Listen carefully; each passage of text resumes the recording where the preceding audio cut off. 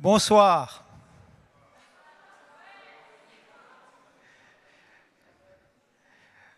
Bonsoir tout le monde. Le bruit qu'on entend dans la salle, en japonais, ça se dit Pechakcha. Pechakcha en japonais veut dire le son de la conversation.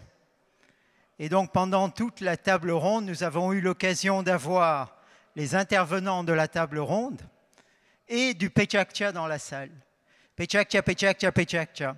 Est-ce que je peux demander à tout le monde de dire Pechakcha, Pechakcha, Pechakcha, prononcé à la japonaise? Encore plus fort. Voilà.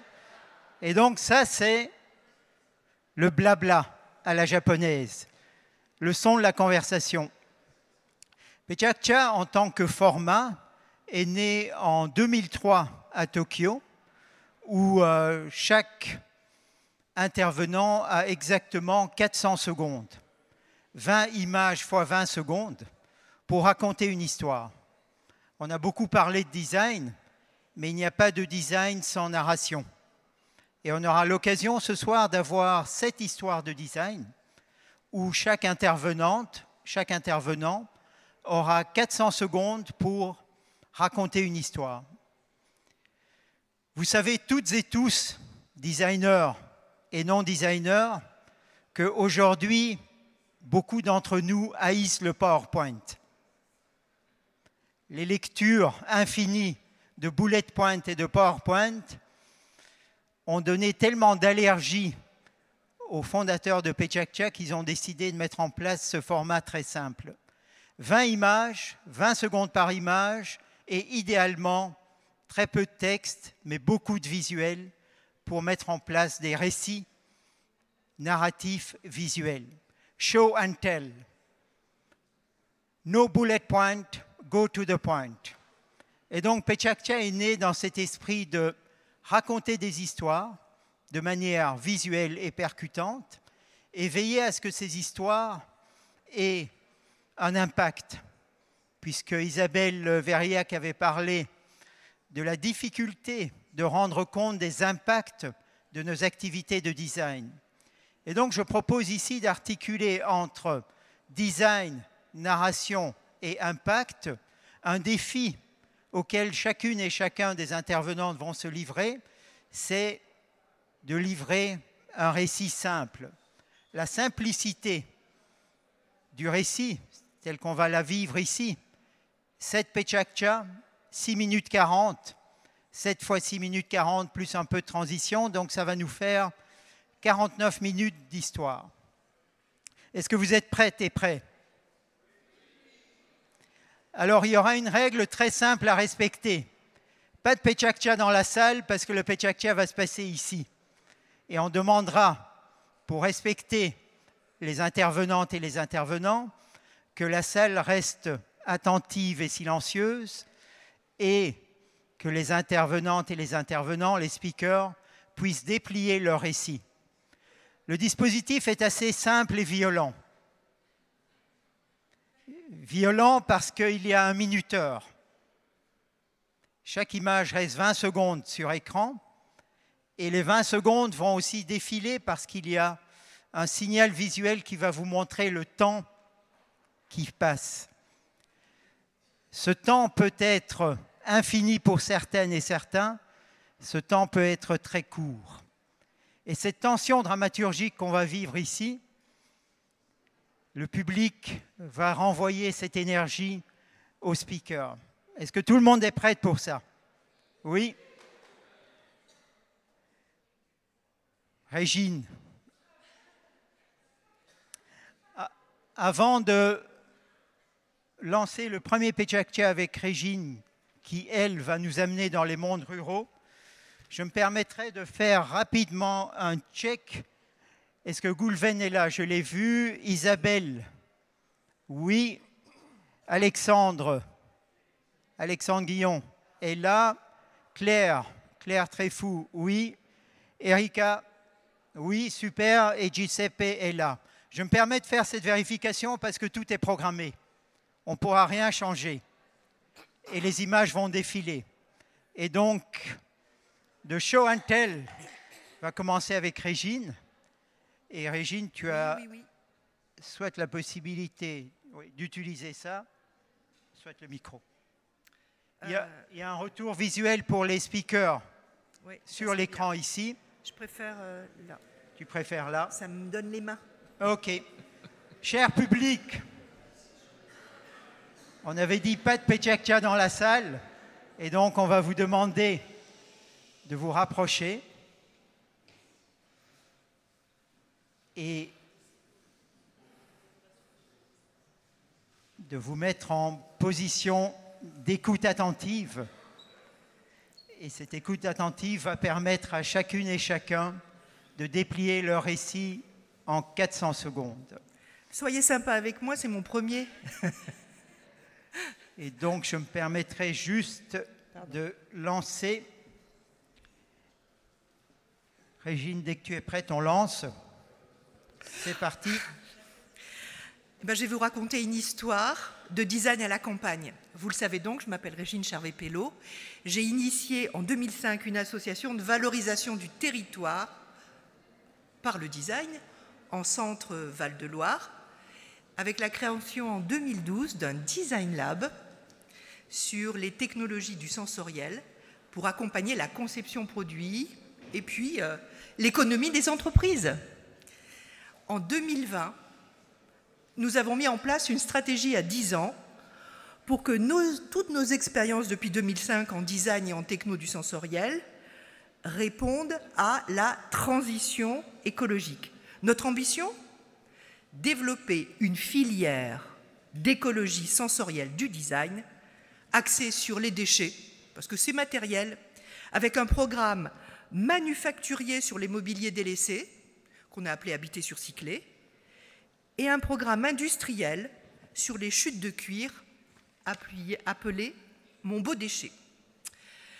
Donc je ne vous raconterai que l'histoire rurale du programme Habiter sur Cyclé qui allie économie circulaire, économie créative, économie solidaire, économie géographique pour revitaliser un territoire rural. Alors, bien sûr, tout commence par le design. Valessence installe en 2021 un très jeune designer en résidence dans une déchetterie en monde rural à Saint-Antoine-du-Rocher. Vous le voyez, très jeune designer, super sympa.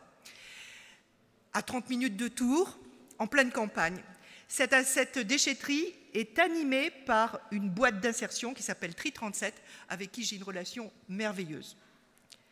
La mission du designer ?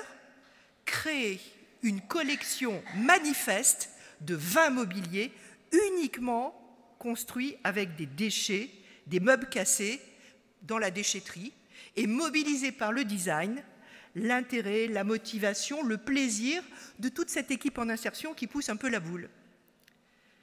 Le résultat est présenté à France Design Week. Donc, vous voyez, les luxe de France Design Week à Tours.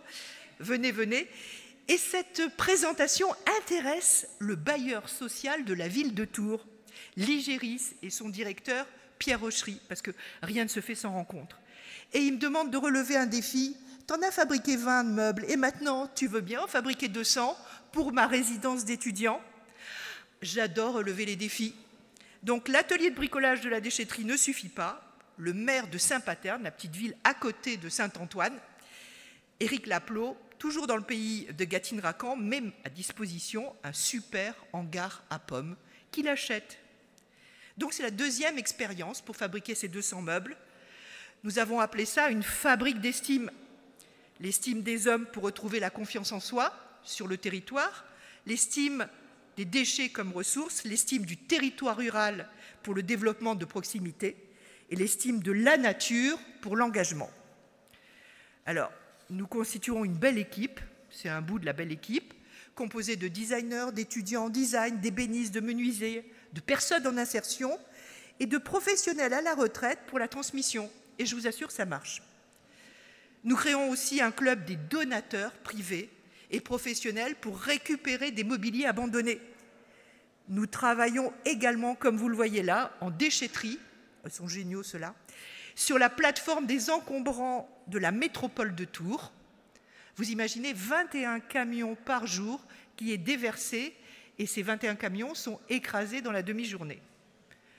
Nous testons des échecs, des succès pendant 2 ans, tous les mois, réunion de chantier avec tous les partenaires pour savoir comment on peut améliorer le système. Nous incubons. Entre-temps, Valessence récupère en 2022 le label PTCE, Pôle territorial de coopération économique du ministère de l'économie, et qui valide notre position d'incubateur de projets circulaires par le design. Hein. On ne mélange pas tout. Et nous devenons les chouchous, comme vous le voyez, des médias pour l'exemplarité. Le Monde, TF1, Les Échos, France 3, etc. C'est super. Et du coup, là où c'est très intéressant, c'est que le maire de Saint-Paterne, que vous voyez là, alors ce n'est pas un vieux non plus, hein, c'est plutôt un jeune, peut ouvrir ainsi le tiers-lieu de compétences régionales sur place, sur les métiers de proximité, dont ceux que nous développons pour habiter sur Cyclé. Génial, non ? Nous installons les 200 meubles de l'Igéris dans la résidence d'étudiants. Également, nous accompagnons la réhabilitation de l'unique hôtel-restaurant de Saint-Paterne racheté par la commune en hôtel d'apprentis et de restaurants coopératifs. Et le temps des récompenses nationales arrive parce qu'il ne faut pas les bouder. On reçoit le prix de la Fédération des nationales, évidemment, des sociétés d'économie mixte de France, et puis le prix de la Massif pour nos initiatives circulaires et innovantes par le design. Nous sommes co-lauréats du programme qui s'appelle Ressources, campus d'excellence des Gobelins, pour servir d'exemple de formation continue des métiers du design, mais aussi des métiers d'art, designer ripper, matériothécaire, logisticien, ébéniste recycleur. L'expérimentation Habiter sur Cyclé devient en juin 2024 une entreprise à mission dirigée par une jeune femme que vous venez de voir, je suis un peu en retard, qui avait été recrutée en 2022 pour mettre en place la filière. Voilà, le carnet de commandes arrive. On fabrique 200 meubles, 200 couverts d'un restaurant à Tours, un restaurant aussi social. Et voilà, le pari est gagné. Le rebut devient tribu. Nous avons fait du local le lieu concret de la rencontre, de la relation, de la vivraie, l'endroit où on appréhende le mieux le global, à la fois terreau fertile et nid duquel on peut prendre son envol. Voilà comment la pensée globale du design agit sur nos vies, notre estime, notre territoire.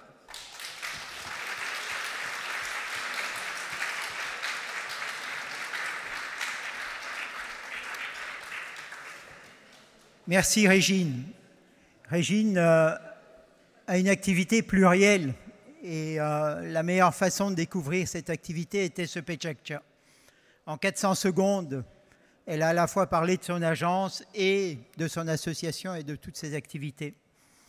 On va passer au second Pechakcha où l'angle va porter sur la coopération.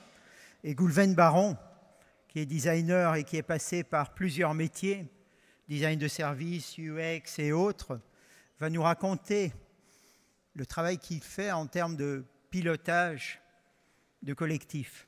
Goulven.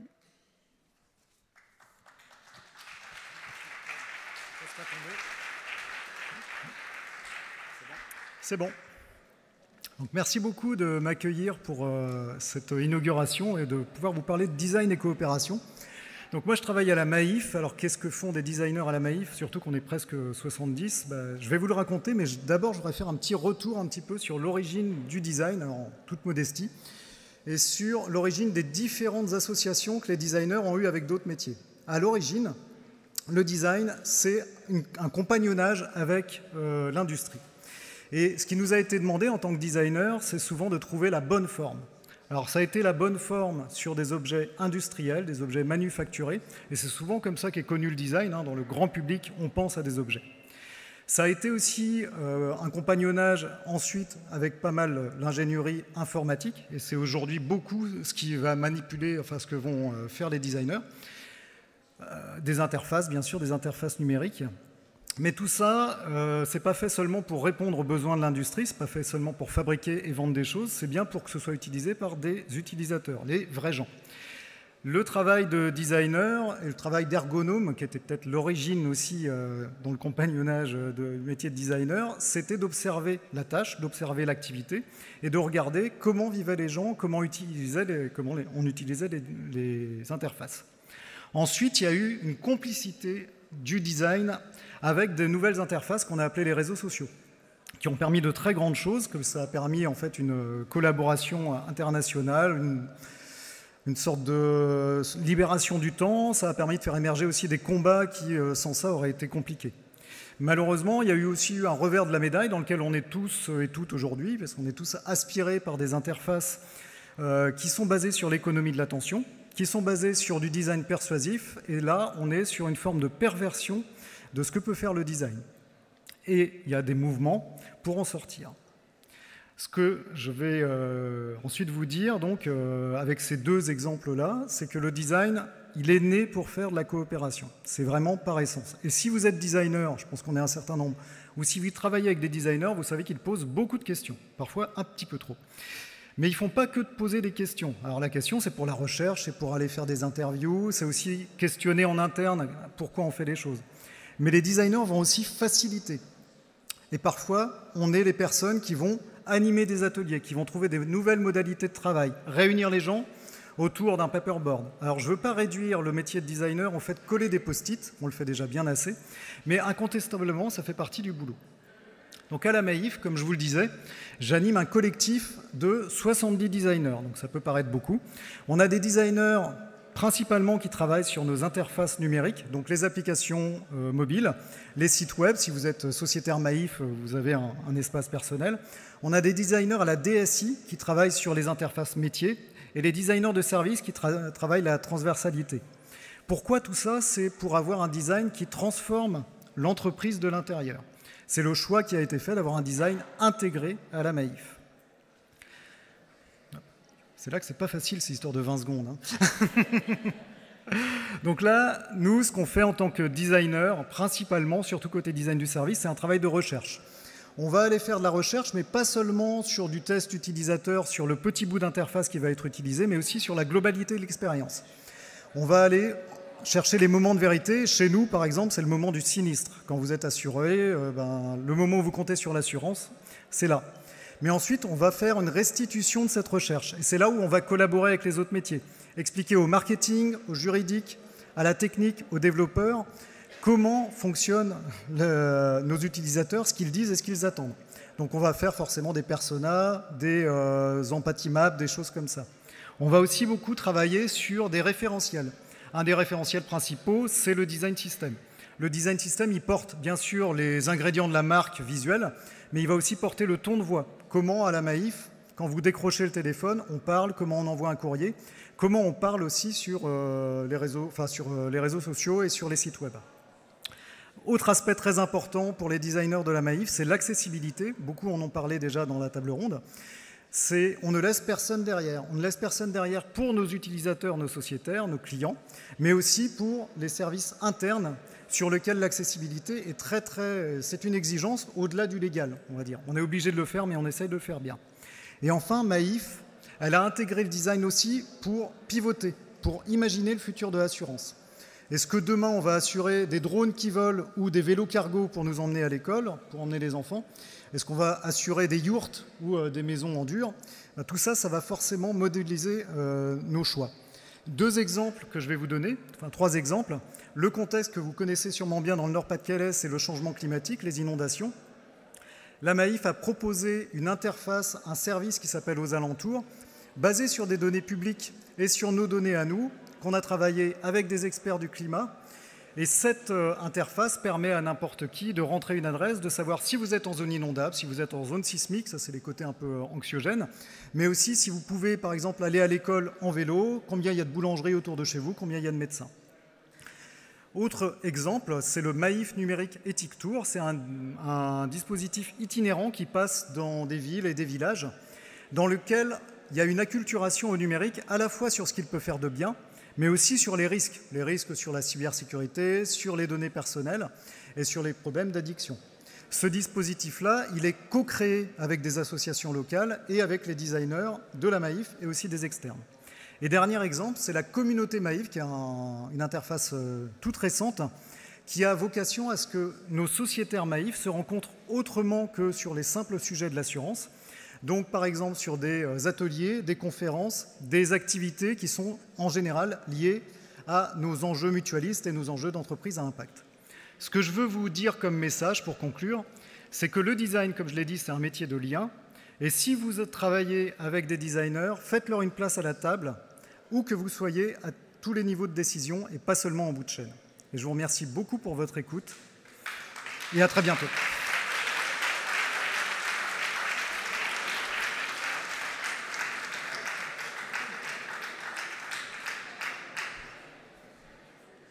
Et donc Goulven, en 400 secondes, nous a parlé de ce qui se passe à la Maïf et on va avoir Isabelle. Isabelle est aussi protéiforme en termes de design dans toutes ses activités. Aujourd'hui, elle va nous embarquer sur les ressources naturelles avec lesquelles elle travaille. Et Isabelle aura aussi 400 secondes. Diplômée de l'ENSI, de l'ESSAD, plusieurs projets. Isabelle, dès que tu es prête. Ouais. Tu es en retour. Ok, et ça commence directement. Okay. Yep, c'est parti. Bonsoir à toutes et à tous. J'ai commencé mon activité de designer il y a maintenant 15 ans avec l'envie de travailler sur l'usage des flux naturels dans l'espace public, l'eau, le vent ou la lumière. Et je travaille aujourd'hui au sein d'un studio, le studio IDAE, et on travaille à concevoir des dispositifs urbains, de médiation, des scénographies. Il y a un peu plus de 10 ans, j'ai commencé à m'intéresser au réseau d'eau non potable de Paris. C'est un réseau qui tire son eau de la Seine et du canal de l'Ourcq, un réseau qui est majoritairement utilisé par les services de la ville pour nettoyer les rues et alimenter certains espaces verts. Néanmoins, ce réseau reste sous-utilisé aujourd'hui. Cette infrastructure, elle est en réalité extrêmement intéressante. Elle a été mise en place au milieu du 19e siècle pendant les travaux d'Haussmann et de Belgrand. Elle permet de produire une eau beaucoup moins énergivore et beaucoup moins chère que l'eau potable.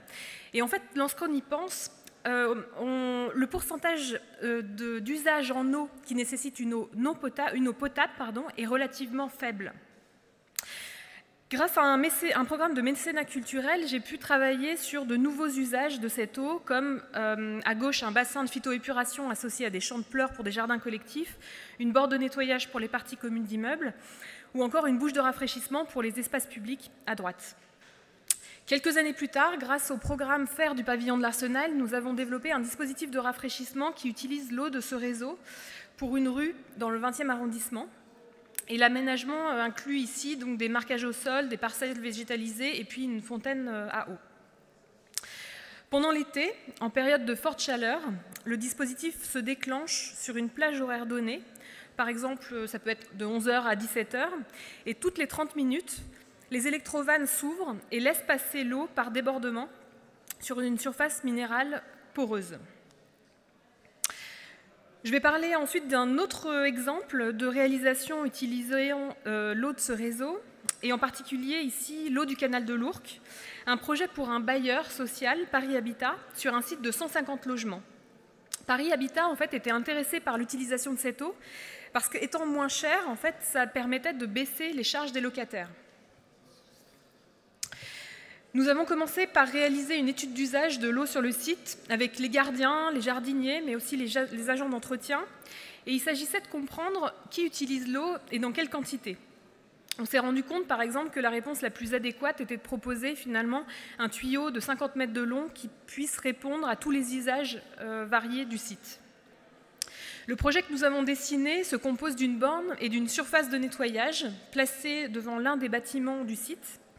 Et en plus de ce dispositif, nous avons réussi à connecter au réseau d'eau brute de Paris les 18 locaux poubelles. Donc cette borne est composée de 2 parties, l'une en béton, l'autre en tôle laquée.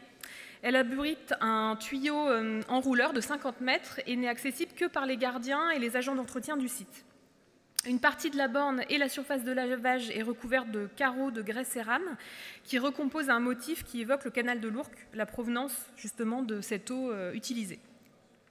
La borne aujourd'hui est utilisée par les agents d'entretien et les gardiens pour laver les containers, permettre aux agents d'entretien de remplir leurs seaux, leurs bidons, et aussi dans certains cas moins fréquents, d'arroser par exemple les espaces verts à proximité. Peu à peu, projet après projet, d'une posture plus utilitariste, l'eau pour nettoyer, rafraîchir, je me suis intéressée à une dimension de médiation sur les ressources naturelles. Et je voudrais parler ici d'un projet réalisé pour le site du Conservatoire du Littoral à Perros-Guirec, en Bretagne. Ce projet, qui s'appelle Tombolo ou l'autre monde, a pour objectif de prendre appui sur des récits mythologiques celtes de manière à proposer un ensemble de dispositifs de découverte et de compréhension du site. Ce qu'il faut dire, oui, c'est que ce projet a été réalisé donc, grâce au programme Monde Nouveau. Dans la mythologie celte, accéder à l'eau, c'est-à-dire traverser une rivière, prendre la mer, aller à une fontaine, ça signifie accéder à la connaissance. Dans ces récits, il existe des personnages, des lieux, et entre autres, le saumon est un personnage extrêmement important. Il a la capacité de traverser le monde des eaux salées et le monde des eaux douces. Et on raconte qu'il vit au fond de l'océan, autour d'une fontaine de la connaissance, dont on peut voir une représentation ici. Le projet que nous avons dessiné tisse des liens entre ces récits ancestraux et les missions des gardes du littoral. Il se compose de plusieurs interventions. Une intervention sur le sentier des douaniers qu'on peut voir ici, un parcours sonore, des objets de médiation, un conte et aussi une scénographie dans la maison du littoral. Le projet propose des balades contées animées par les gardes du littoral. Pendant la balade, des objets de médiation sont utilisés pour donner des informations assez variées sur les espèces, par exemple, vivant sur le littoral, sur la formation géologique du site. Il propose aussi d'adopter la vision d'un goéland ou d'un saumon. Nous avons aussi travaillé sur la scénographie de la Maison du Littoral en mettant en place un parcours sonore. Donc on peut ici, par exemple, écouter le point de vue des habitants, de pêcheurs, d'une plongeuse, d'un membre d'association de la LPO, racontant le site en lien justement avec ces récits mythologiques. Et la scénographie intègre aussi une horloge des marées qu'on peut voir à droite, qui donne à voir les espèces visibles en fonction de la marée. De la Bretagne au Japon, je voulais évoquer aussi un projet de recherche en cours sur les eaux souterraines à Kyoto. Comment raconter la présence de la nappe phréatique sous la ville, son histoire, ses usages. C'est un projet que je mène depuis 2 ans maintenant avec une commissaire japonaise qui s'appelle Yoshiko Nagai. Le premier volet de ce projet a été l'édition d'un livre de dessin qui raconte une histoire de la formation de cette nappe phréatique. Et on continue cette année à travailler sur la conception d'une carte pour arpenter la ville de Kyoto et à obtenir des informations justement sur l'histoire de cette nappe. Pour finir cette présentation, je voulais citer un extrait d'un texte d'Ivan Illich. « L'eau que nous sommes en train d'explorer est aussi difficile à saisir que l'espace. Il ne s'agit évidemment pas du H2O produit par la combustion de gaz, ni du liquide distribué et facturé au mètre cube. L'eau dont nous sommes en quête, c'est le fluide qui trempe les espaces intérieurs et extérieurs de l'imagination. » Merci.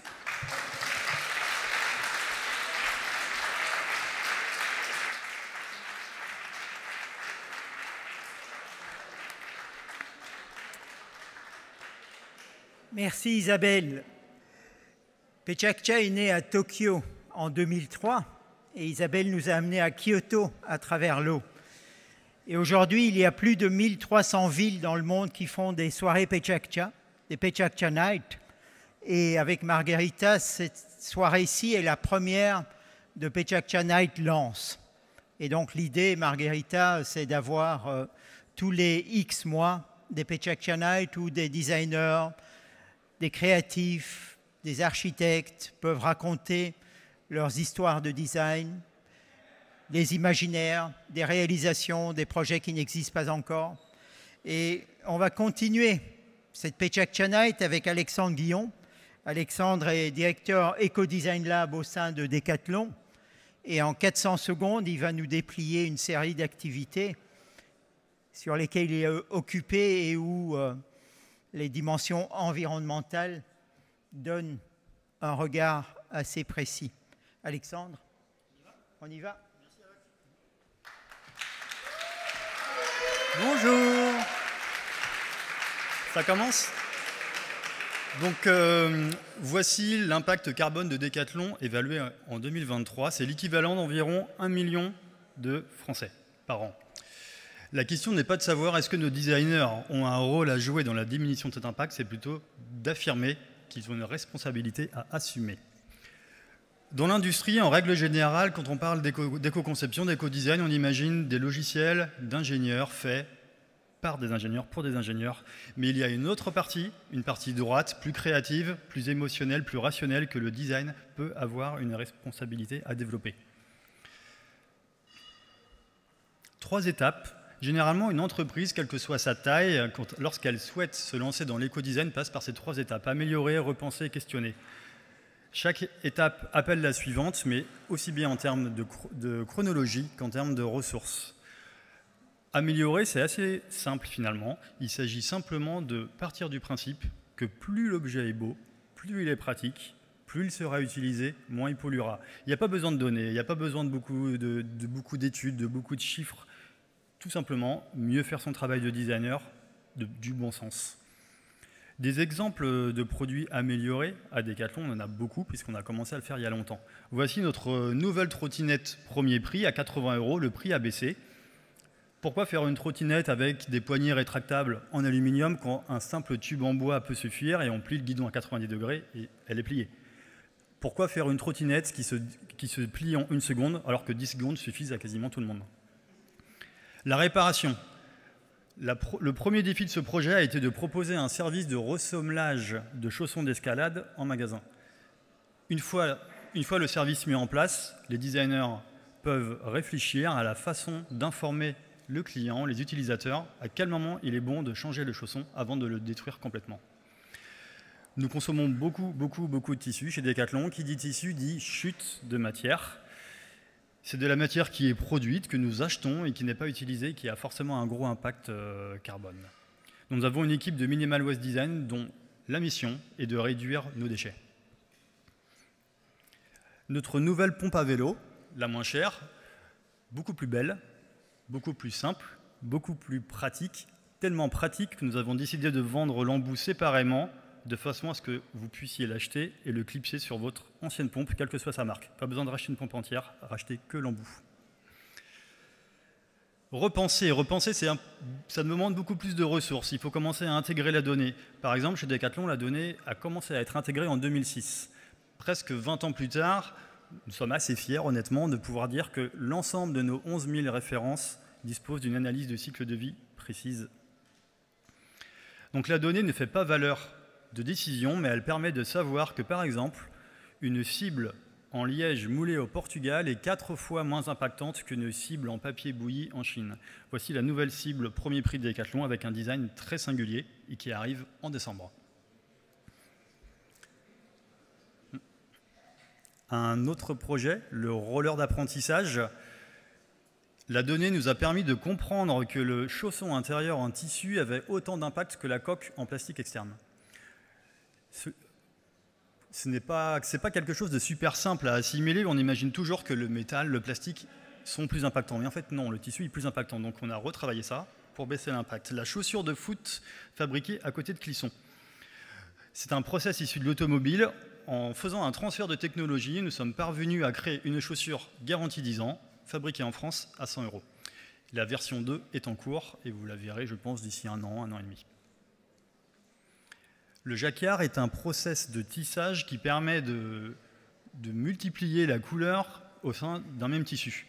En utilisant ce process, on a pu intégrer toutes les couleurs dans ce sac, tous les logos, afin d'avoir un produit beaucoup plus facile à monter à un prix plus raisonnable. Donc celui-ci est fabriqué à côté de Lyon. Et questionner, en fait, ça consiste à se dire, mais finalement, est-ce qu'on souhaite être vendeur de produits ou est-ce que nous souhaitons être fournisseurs d'expériences sportives? La deuxième option permet de produire moins et de toucher plus de monde pour moins cher. Vous savez, c'est clairement notre mission. La location, sans surprise, c'est un bon moyen de produire moins, c'est-à-dire avec un seul objet. Il va être utilisé beaucoup plus de jours. C'est quelque chose qui se développe chez Decathlon de plus en plus, aussi bien en courte durée qu'en longue durée. Un autre exemple, la seconde vie. Vous avez dû peut-être vous apercevoir que dans nos 1700 magasins, il y a un corner de seconde vie qui prend de plus en plus de place. La logique est simple, en fait. Les produits les plus polluants, c'est ceux qui sont chez vous et qui servent à rien. Vous pouvez très bien les ramener chez Decathlon ou ailleurs, d'ailleurs sur le Bon Coin, pour les revendre et leur donner une seconde vie, ce qui permet de vraiment baisser l'impact carbone tout en étant utilisé. Une expérience assez différente. Pourquoi vendre une tente qu'on va ramener sur un terrain de camping alors qu'on pourrait très bien proposer une expérience avec une tente déjà sur un terrain de camping? On arrive, on s'installe et une fois que l'on repart, la tente sert à quelqu'un d'autre. Donc c'est Decathlon Camp, c'est en test actuellement. Il y a beaucoup de choses à trouver, c'est un champ des possibles immense. Améliorer, repenser, questionner, c'est également des gains environnementaux différents, c'est des étapes différentes. Donc comme vous pouvez le voir en bas, il y a beaucoup plus de projets à gauche qu'à droite, car ça nécessite un apprentissage, du temps, et surtout beaucoup de ressources pour être mis en place. Quand les designers me demandent, Alexandre, c'est quoi? Qu'est-ce que je dois faire? Hop là, on a sauté un slide. Qu'est-ce que je dois faire pour améliorer les choses? Je dis c'est simple. La mission est de faire plus, des meilleurs produits, avec moins de ressources, pour beaucoup plus de monde. Et c'est ce qu'on essaye de faire aujourd'hui au Design Decathlon. On ne réinvente pas le design, on monte l'exigence. L'éco-conception est une opportunité d'être des meilleurs designers. Merci.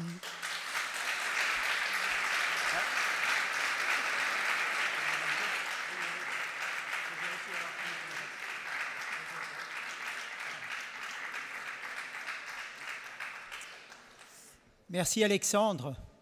Et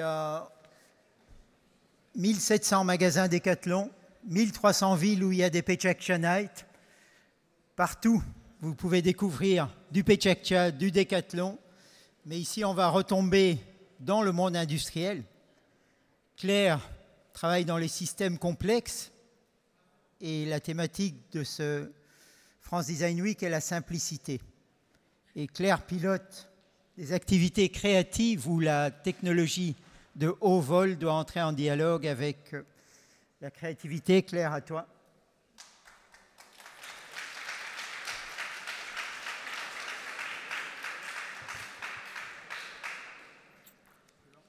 Ouais, tu peux lancer.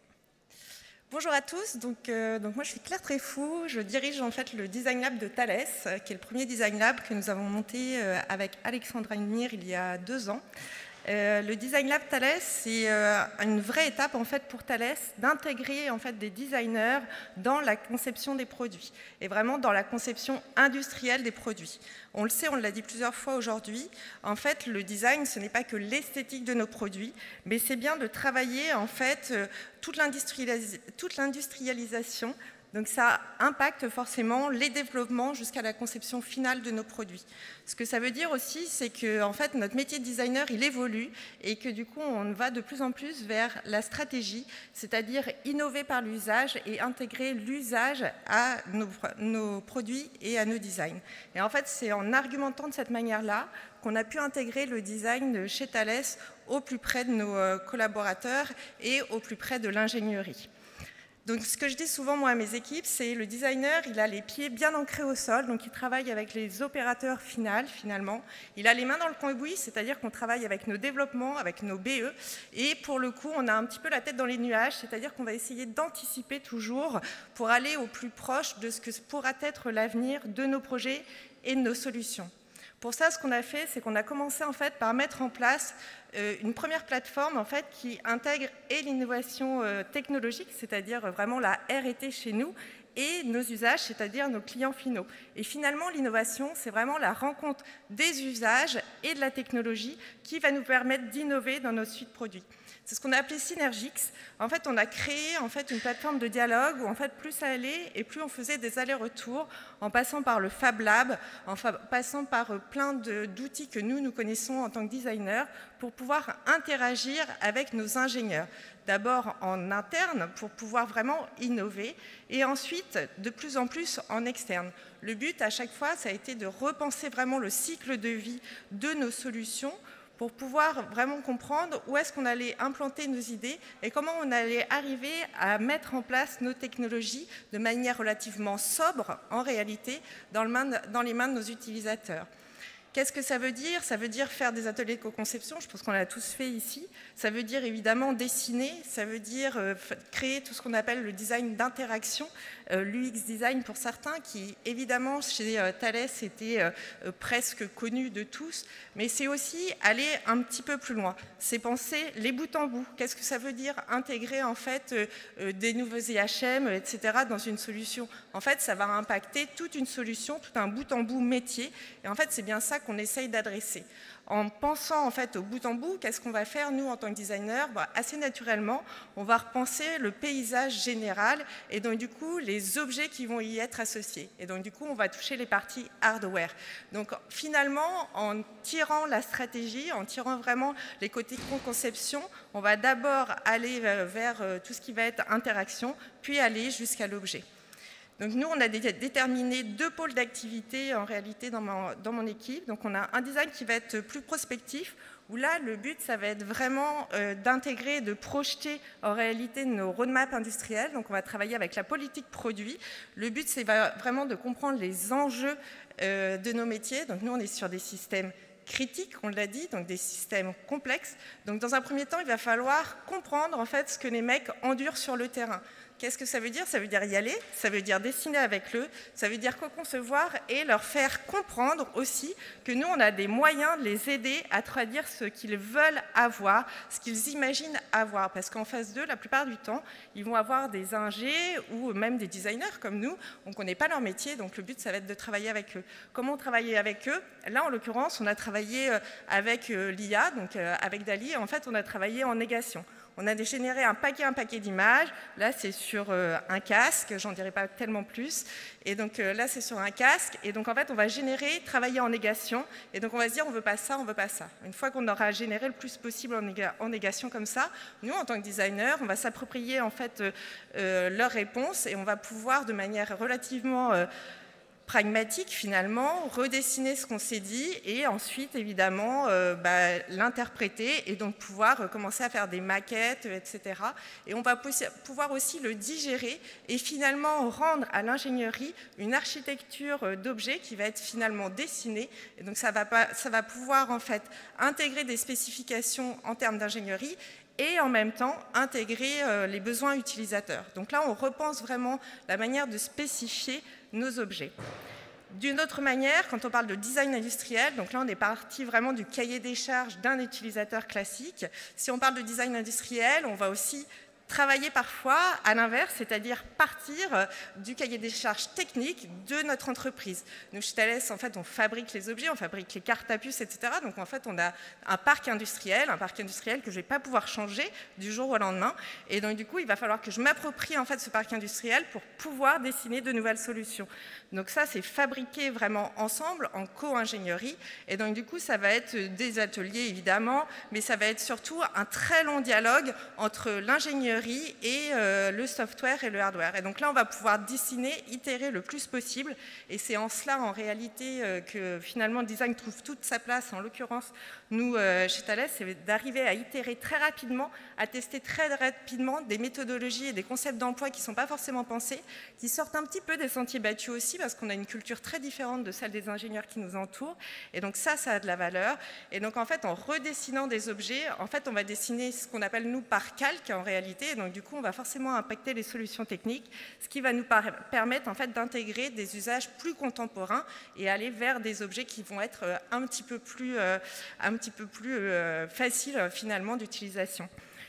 Un petit rappel quand même, le design c'est quoi? C'est aussi un levier d'innovation et en fait pour nos entreprises c'est hyper important. En fait c'est un levier de compétitivité, c'est-à-dire qu'évidemment on va faire des produits plus forts mais on va aussi générer des brevets en réalité. Et en fait les brevets ça a une valeur pour une entreprise et c'est en cela que le design aussi apporte quelque chose. Pardon.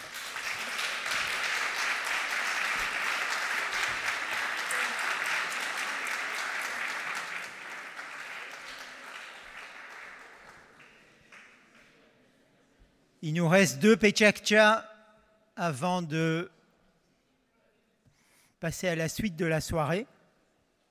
Et donc, de Pechakcha, ça veut dire 800 secondes, plus quelques secondes entre les deux Pechakcha. Donc, avant-dernier Pechakcha avec Erika Cupit. Erika, designer social, multicasquette aussi. Erika va nous parler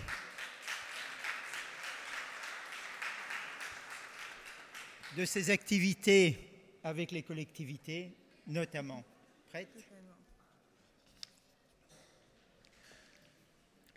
Bonsoir, enchantée, je suis Erika Cupit. Je suis designer social et designer de services publics.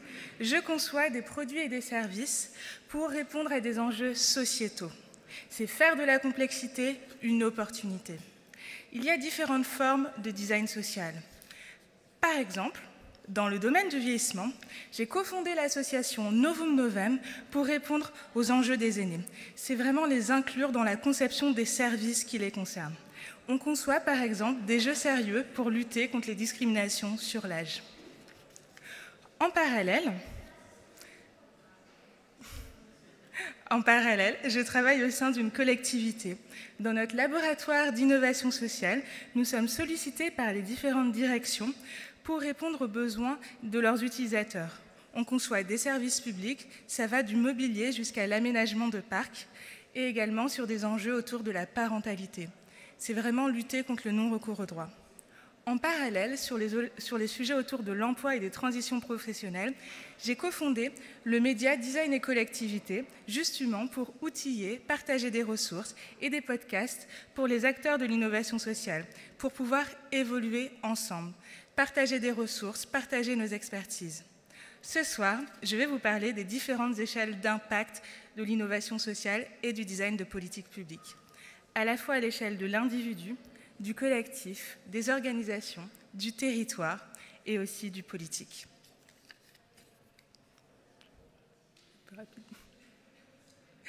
À l'échelle de l'individu, c'est replacer l'usager au centre. Ce n'est pas faire à sa place, mais vraiment faire avec et par lui. C'est valoriser sa parole du début jusqu'à la fin d'un processus. C'est aussi valoriser son expertise d'usage. C'est s'immerger dans son quotidien. C'est faire preuve d'empathie et de bienveillance. Tout ça nous permet de l'outiller et de lui permettre d'agir. Comment on fait concrètement ? Tout d'abord, on change de posture. On va changer de point de vue. On va réaliser des entretiens, identifier ses irritants. On va concevoir des parcours utilisateurs plutôt que des processus internes. C'est questionner les problématiques qui nous ont été soumises au départ.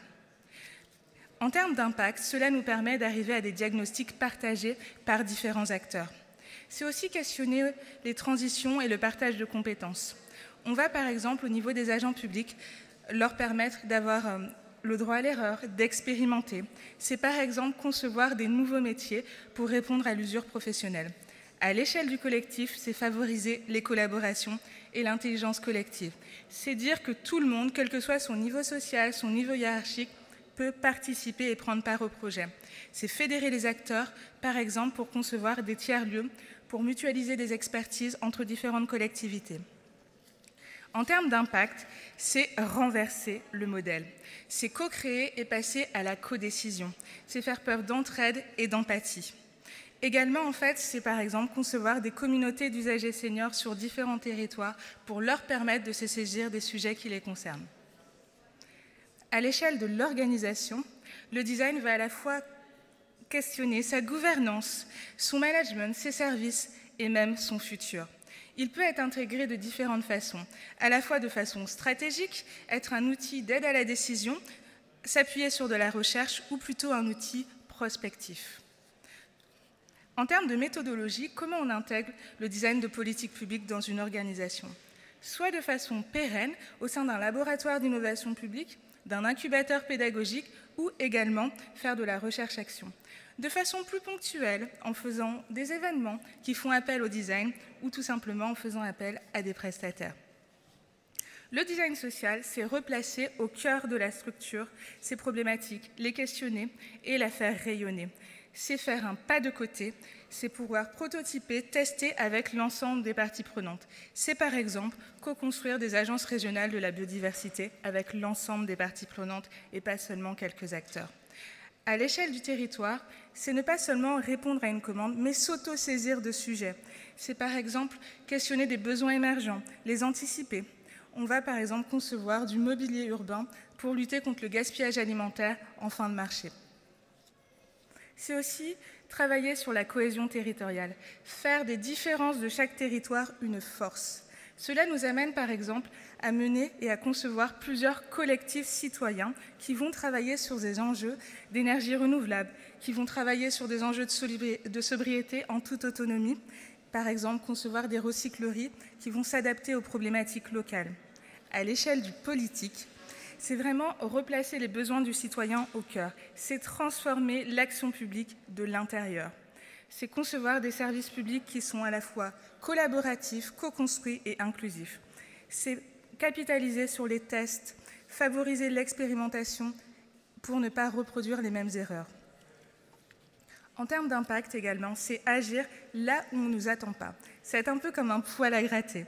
C'est par exemple sur des enjeux autour du RSA, mobiliser différents acteurs pour travailler vraiment sur comment on va résoudre ce problème. C'est mesurer aussi l'impact concret dans le quotidien des personnes.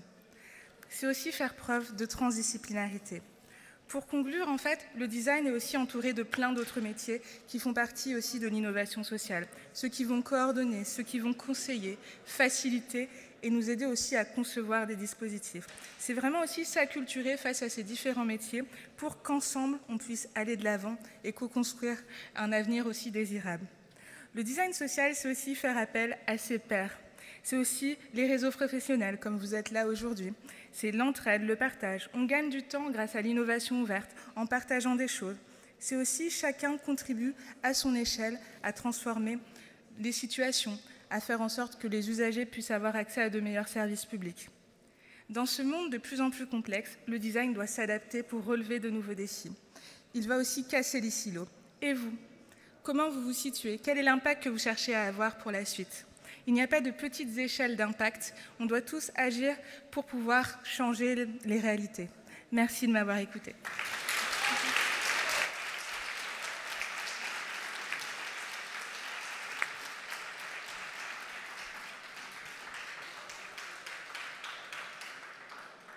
Le design est pluriel. C'est ce que je disais en début de Pechakcha. On a eu 6 histoires de design et la 7e histoire va clôturer cette soirée Pechakcha. Giuseppe Atoma Pepe, lui, est actif entre Milan et Paris. Il a une trentaine d'années d'exploration vers différentes simplicités de design. Et avant son activité dans le design, il était dans la bande dessinée. Et ce sont ces inspirations-là qu'il va nous partager. Giuseppe.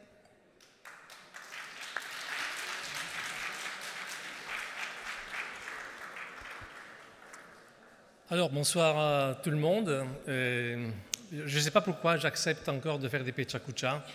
C'est vraiment, franchement, si vous ne l'avez jamais fait, c'est plutôt anxiogène. Et justement, je vous parlerai un peu d'anxiété, de nouvelles formes d'anxiété dont peut-être vous avez entendu parler. Et là, je vous parle notamment de ce qu'on appelle l'anxiété informationnelle. Donc, c'est un terme qui avait été identifié et formalisé par Richard Solomon en 1989 avec son bouquin Information Anxiety qui avait eu énormément de succès. Et en fait, vous voyez bien le point qu'il adresse, cette question de ce gouffre en fait entre ce que nous on voit, on lit, on comprend et ce qu'on pense devoir entendre et l'anxiété qu'il crée, en fait, cette information qui est en quelque sorte aveugle et ne nous parle pas vraiment, d'accord ? Alors ça, c'est un sujet intéressant quand on le place dans l'époque, parce que là, on est en 89 justement. Et quand on regarde 89, qu'est-ce qui s'est passé en 89 ?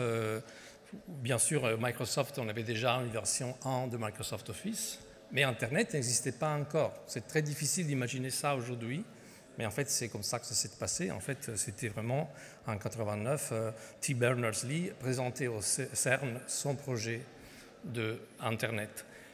Et en fait, très vite, on a commencé à identifier cet enjeu de quelle compétence est nécessaire, comment on crée des compétences qui peuvent adresser cet enjeu. Ça, c'est Nathan Shredroff, notre grand penseur, qui est à l'origine aussi des premiers concepts de design de l'expérience. Alors, pour revenir, en fait, comment on traite ça? Donc, bon, une petite revenir back to basics, ça, je pense que beaucoup d'entre vous connaissent ça, c'est Donald Norman, c'est comment on commence à catégoriser, à adresser, en fait, les différents niveaux de l'expérience humaine, au niveau cognitif et émotionnel. Donc ça, c'est un modèle assez classique. Mais ce qui nous intéresse, nous, en tant que designers dans la formation, c'est comment on élabore ces stimuli qui viennent de différentes sources et qui touchent différents domaines de notre cognition et de notre expérience du quotidien. Donc la réactivité, la capacité d'intégrer des compétences, des informations par des comportements récurrents et finalement tout ce qui devient pérenne parce qu'il devient continu dans notre quotidien. Et ça, c'est un exemple que moi j'apprécie énormément, donc c'est un exemple qui représente tout ça. Ça, c'est Piet Zwart. C'est le modèle pour informer les citoyens néerlandais de comment on doit écrire les adresses sur les lettres. D'accord ? Là, vous avez vu, c'est très intéressant parce qu'en fait, il y avait des objets du quotidien qui donnaient les mesures, les codes, quelque chose qui permet de toucher aussi l'expérience du quotidien. Et à partir de ça c'est un exemple d'une création, il y a à un moment donné besoin aussi de créer des systèmes. D'accord ? Et à un moment donné, à la même époque, un grand penseur et chercheur comme Otto Neurath avait créé un système qu'aujourd'hui est totalement banalisé, qui est utilisé au quotidien dans la presse ou dans n'importe quel système d'information, qui est celui des langages de pictogrammes pour raconter des informations quantitatives ou qualitatives complexes. Alors ça, c'est très intéressant parce qu'on a du mal aujourd'hui à penser que ça, il y a quelqu'un qui l'a inventé, qui l'a vraiment formalisé. On pense que ça fait partie quelque part du bagage de l'humanité comme l'alphabet, mais en fait non, c'est une vraie pensée qui était celle de l'époque. Comment partager des informations sur la société, sur l'économie et sur la politique du monde. Évidemment, ça après, ça se décline dans des choses du quotidien. En fait, ça, à nouveau, Neurath a posé les bases de systèmes, par exemple, de signalisation routière. Pareil, on pense que ça existe depuis toujours, on pense que c'est là parce que c'est comme ça. En fait, il y a quelqu'un qui a réfléchi à comment représenter des informations complexes. Et parce qu'on est dans la France Design Week aujourd'hui, je ne pouvais pas ne pas parler évidemment d'un grandissime penseur et chercheur français, Jacques Bertin, qui a travaillé sur ce concept qu'il appelait la graphique, sur une sémiologie justement de représentation de l'information complexe par des codes de signes. Là, pareil, aujourd'hui, ça semble très banal, on le voit très fréquemment, souvent dans la presse, etc. Mais pareil, c'est un projet de recherche, un projet de design, un projet de représentation qui prend en compte les capacités de la perception humaine, les capacités cognitives et aussi l'universalité des codes. Et ce travail de Bertin, en plus, a permis de créer en fait un laboratoire de recherche, le EHSS à Paris, qui n'existe plus. Et en fait, tu mettais en avant cette question clé, de dire que le sujet aujourd'hui, c'est de trouver le sens en fait des groupements de données d'information pour leur donner du sens. Et donc aujourd'hui, on sait faire quoi? En fait, c'est ça ma question que je me pose. Comment on en arrive là? C'est-à-dire parce qu'en fait, avec tout ce qu'on a vu avant, aujourd'hui, par exemple, pour représenter une situation complexe, et ça, c'est un exemple vraiment au hasard, c'est un modèle de la stratégie américaine en Afghanistan, ça pourrait être n'importe quoi d'autre. Face à la complexité, on ne sait plus faire. Alors, et pourquoi c'est un enjeu du design? Donc, en fait, il y a bien l'information, c'est quoi? C'est l'intermédiaire entre la donnée et la connaissance. Et le design, justement, a toute cette légitimité parce que le design, c'est comprendre ces environnements, c'est comprendre ces enjeux, ces complexités. Et en fait, il apporte la structure, l'organisation de ces contenus, leur donne du sens et les positionne en fait sur un socle qui est celui de l'identité de l'émetteur et l'identité qui porte aussi les valeurs de l'émetteur. Et donc, tout ça, c'est du design. Donc, et pourquoi on est là? Alors, c'est quoi comme conclusion? Bon, en fait, on pourrait s'étendre beaucoup, mais évidemment, on n'a pas le temps. En fait, moi, je milite pour que dans les formations de design, on retrouve en fait des compétences et des matières en fait qu'on a perdues, qui sont fondamentales. À droite, vous voyez les bouquins que j'utilisais dans mes cours il y a très longtemps en Italie. Et aussi, je vais terminer sur cette phrase très évocatrice et très belle, donc pour rappeler aussi que ce n'est pas un sujet d'ingénierie ou de faux designer qui devient ingénieur ou technicien, c'est un enjeu de poésie de recherche en team, en fait, qui porte en fait les valeurs de l'information pour tous. Merci.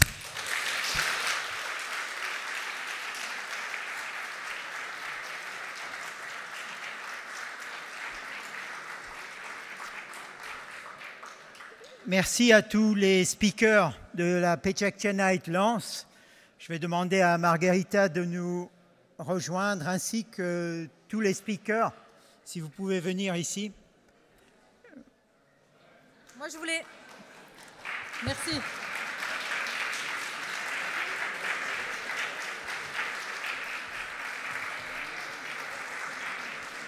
Je voulais remercier Alok Nandi de Architempo qui a réussi à orchestrer, coacher, mettre en mots toutes ces imaginaires, les histoires de ces femmes et ces hommes.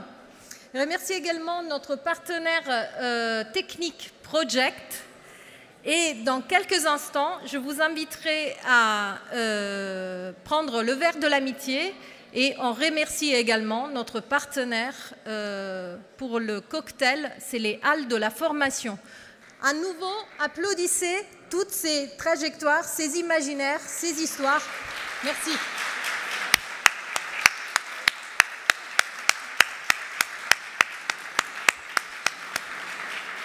Merci. C'était bien. Merci beaucoup. Elle est où Ouais, c'était super. Devant.